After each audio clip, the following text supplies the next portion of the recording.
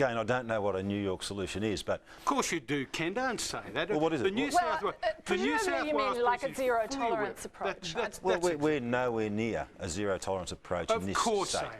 They just label it different names, they call it different Michael, are you saying there isn't a problem? I mean, Fardy's acknowledging that there's a problem in some sections of the acknowledging there's a problem, but he's not saying it's an epidemic.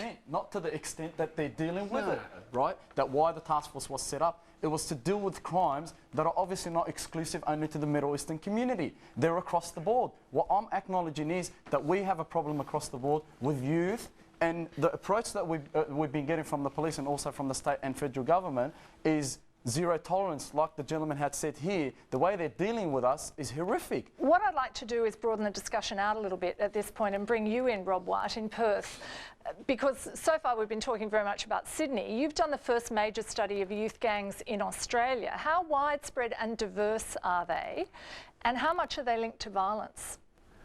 Well, I think the key thing is that gangs exist in some form or another in every city in the country. But what we mean by gang has to be treated very carefully. What we're really talking about in most cases is groups of young men who hang around together and who occasionally will engage in street fights and that kind of thing. But basically, we don't have that kind of stereotypical US-style gang in this country at all. What we also find is that in places like Sydney is that it's not just Middle Eastern people or Lebanese young people, but there's a whole wide variety of young people who gather together, they congregate together, they occasionally get into street fights, but it's not unique to any one particular group.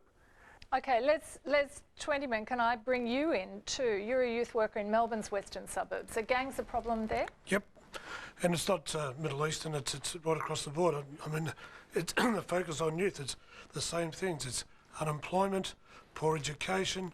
The Macquarie Fields situation can blow out in so many different towns around this country because for so long we've accepted the fact that we're going to have kids just being thrown onto the scrap heap with no jobs. One of the big issues down in Melbourne at the moment is young school kids in gangs carrying knives, and also we're having a lot of trouble with some newly arrived from Africa. I mean, these kids are coming from war zones, they've seen atrocities, they're not getting jobs, their families are disjointed because of the problems, and all of a sudden we just turn our backs and say, yep, assimilate. Well, they can't assimilate. They go back to their fundamentals of trying to survive. And sadly, with the money that's involved in drugs, if they can't get work, then they get involved and they become caught up in the drug culture. Okay, so what are the rallying points for the gangs? What are the things that they gather around in terms of commonality? One is about territorial. I mean, I was caught up in a gang fight last night where I got slightly injured myself.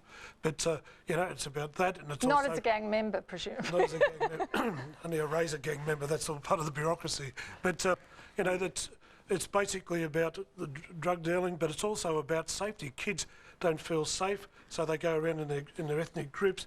We always put them into the poor areas, and then we wonder why we have these problems. Okay, Rick Scuffham, can I bring you in at this point? Because you're a detective with the Western Australian Organised Crime Unit. What's the biggest worry for you in WA in terms of gangs? The street gangs aren't that organised at the moment. They don't have a true structure over there. They are involved in criminal activity. There is violence. We've had murders in Southeast Asian gangs. We're more concerned with the outlaw motorcycle gangs in real terms. The motorcycle gangs, and how big a problem are they for you in terms of crime? We consider them as a very well-established criminal network involved in drug distribution, prostitution and gun trafficking. Okay, and they don't gather around ethnicity, do they? No. No, they gather around motorcycles. And yes, and sometimes even that they fly under the radar. They don't actually like to involve or put themselves in the front of police while they're conducting their criminal activities in any event.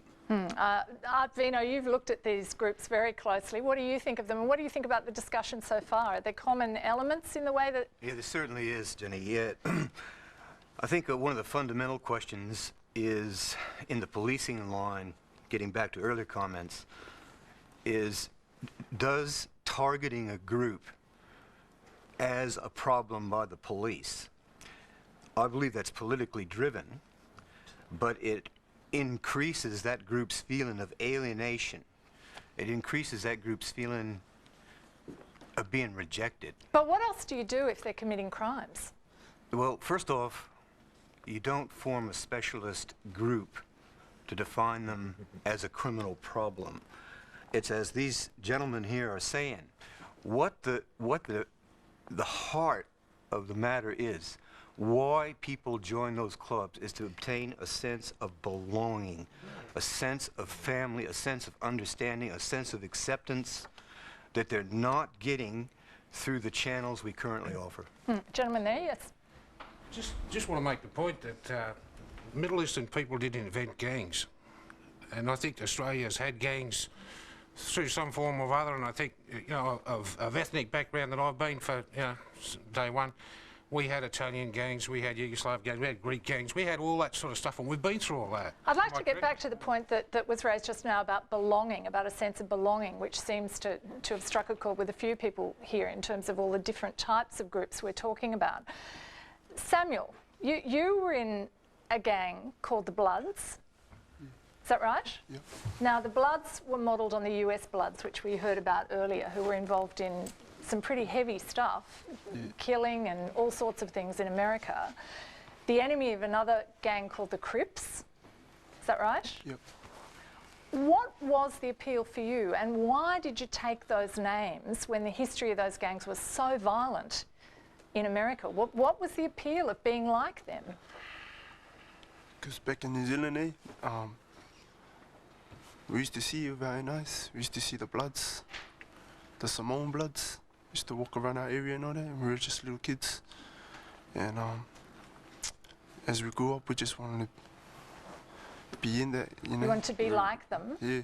And what were they doing? Were they into violent crime in New Zealand? They were all using machetes and that. Yeah.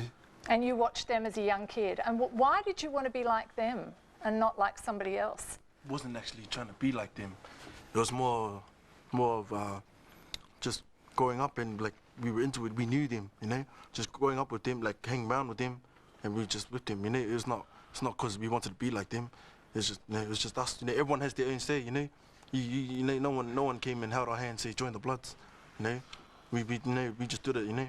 But the thing I'm interested in, Rose, is why it was attractive to you, what it was that you liked about that kind of life, what it was that you liked about being like that. There's nothing we liked about it. There wasn't anything? It was just normal. It was just... It was normal? You could say it was natural, sort of, you know. But like, yeah, it was sort of natural, because like, we grew up in an area like that, you know, where it was rough, we was hard, and like, yeah. I mean, our parents and that, they were down, you know, they were good to us, like, no doubt about that, but like, yeah, I mean, like, we can't, I'm not blaming them, because no one's fault, Just I say everyone has their own decisions, You know, everyone makes their own decisions, So, yeah, so what kinds of things were normal for the Bloods? What sorts of things were normal? I would appreciate it if I don't get into that sort of thing. Oh, but going back to... No, I want to stick with this for a minute. Because I actually want to get a handle on what is normal when you're in a group like that. Yeah, I mean, I'm really interested in that. Samuel. I want to say one thing, but what the cop said, he said that we were in like Middleeastern gangs, and other gangs that organized as well as as hard as the bikie gangs. But to me, that's sort of like a put down to us, like saying that we're not capable of doing that kind of stuff. So if them focusing on the motorcycle gangs, you know, they're just putting us down. It's that kind of attitude. It's that kind of attitude why people turn to the street after, you know, being put down like that. Oh, okay. You know, so that's a put down to say that you're not as... No, I'm not saying that is, but it's sort of like that, man. You know, you hear that stuff at home, you know, all you do is just turn to the street. That's it. You know, that's when you go and do that kind of stuff. You know, just hearing that stuff, you know, like we're not tough enough. Yeah, that's right. You know, that's the kind of stuff that make people turn their back on, their families and stuff. You know. I was the commander of the gang squad, and so I've got a little bit of an understanding of the understanding of that.